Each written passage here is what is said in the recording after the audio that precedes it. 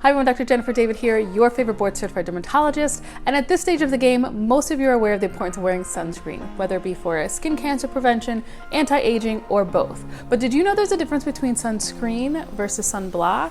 Yes, there's a difference. And by the end of this video, you will know the difference and be armed with information for choosing the best sunscreen for your skin type. Chemical sunscreens are organic compounds that get absorbed into the skin once applied. When UV radiation hits the skin, these molecules will take the UV radiation and transfer it to heat before it has the chance to damage the DNA in your keratinocytes. The pros to using chemical sunscreens are they tend to be more sheer and cosmetically elegant and blend into all skin tones. The cons include that the thought that molecules are getting absorbed into the skin and a small percentage get absorbed into the bloodstream makes some people a little nervous, even though all of these organic compounds are FDA approved and proven safe. The other con is that if someone has very sensitive skin, they tend to be a little bit more prone to irritation from chemical sunscreens compared to minerals. Mineral sunscreens, on the other hand, are physical barriers. They sit on top of the skin and block and reflect sun rays and UV radiation before it penetrates through the skin. Some of the pros to physical sunscreens include that they tend to do better in patients with sensitive skin because there is no absorption. Some of the cons include historically, the physical blockers tended to be a little bit more thick, pasty, white, and opaque. However, newer technology has allowed these physical blockers to be more sheer and cosmetically elegant. So personally, I prefer to use a mineral sunscreen as often as possible. My current go-to for my everyday sun use is the here we go, the Tizo mineral sunscreen. It is the primer sunscreen that comes tinted. I use this as my base, so after I moisturize my skin, I use this as a primer before my makeup. And as you can see here, it just melts in. There's no white cast. This is only zinc oxide, titanium dioxide, and I can wear this as as I said, my everyday go-to without worrying about a white cast. For every day, I throw my makeup on top if I'm going somewhere special, or it's just my run and go. So this is in the link below if you're interested in trying the Tizo mineral sunscreen.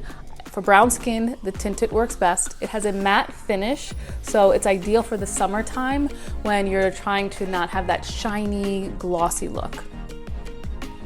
But don't forget, sunscreen only lasts for about 2 hours. So at the end of the day when I'm driving home from work, my sunscreen that I put on this morning is no longer as active as it was when I'm exposed to the sun through my car windshield.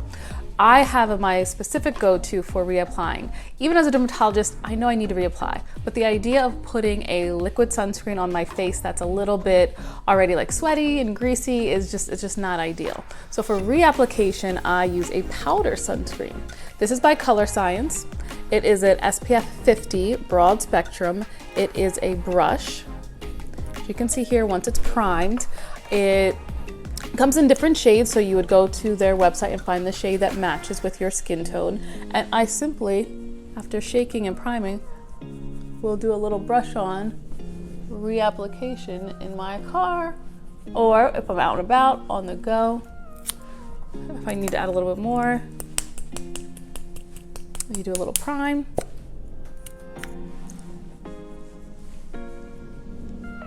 And that is perfect for midday reapplication. I really encourage this with my patients who have melasma, conditions that are extremely sensitive to the sun and need that consistent sunscreen reapplication. Sometimes if I'm running or doing physical activity outside, biking, things of that matter, it can be a little bit tricky making sure that you get a really durable sunscreen that doesn't melt and sweat into your eyes. So my go-to for physical activity outdoors are the stick roll-on sunscreen. The one by Neutrogena is a sheer mineral sunscreen, has broad spectrum coverage, and it's not deodorant despite its look. And this is something I would just rub on to, after putting my sunscreen, generally my Tizo sunscreen all over, I add this on top just for added protection, or use this alone. So you get your forehead here. You can see it is a mineral sunscreen that does not leave a white cast. And for my patients with sensitive skin, I recommend the Eucerin Sensitive Skin Mineral Sunscreen. This has an SPF 50. The active ingredient is zinc oxide. And as you can see here, we'll pour some into the hand. It blends in as a lightweight lotion. You do have to work it in a little bit, but after giving it a good rub, you can see it's a very lightweight lotion, a nice sheer finish, and is ideal for those with eczema, generally sensitive skin to preservatives. As you can see, it has a very hydrating feel to it, so great for dry skin and that everyday sun use for people with sensitive skin. This is the Eucerin Sensitive Mineral Zinc Oxide SPF 50. Okay, so as a quick recap, we have my go-to lineup for this summer. I have my Tizo Primer Sunscreen in 1, SPF 40, zinc oxide, titanium dioxide as the active ingredients. Matte finish, it has a tint to it, so no white cast, great for everyday use. My go-to for reapplying, Color Science Brush-On Sunscreen, great for midday reapplication or when you're out and about and on the go. My go-to for when I'm doing intense physical activity outside, the Neutrogena Sheer Zinc Stick Sunscreen. Water resistant, sweat proof, so when you're running, sweating, you don't get the sunscreen dripping into your eyes. And then my go-to for my neck down total body sunscreen is the Eucerin Mineral Sensitive SPF 50. Again, mineral sunscreen, no white cast, blends in well with brown skin, and is water resistant as well. All right, those are my personal go-tos. As I say, SPF 30 or higher, whichever sunscreen that feels easiest for you to wear is the best one to put on. But this is what I find works well for me. So if you're interested in trying any of these, see the link below. If you have anything you want to learn about in future videos, comment below. And if you have any additional questions, comment below.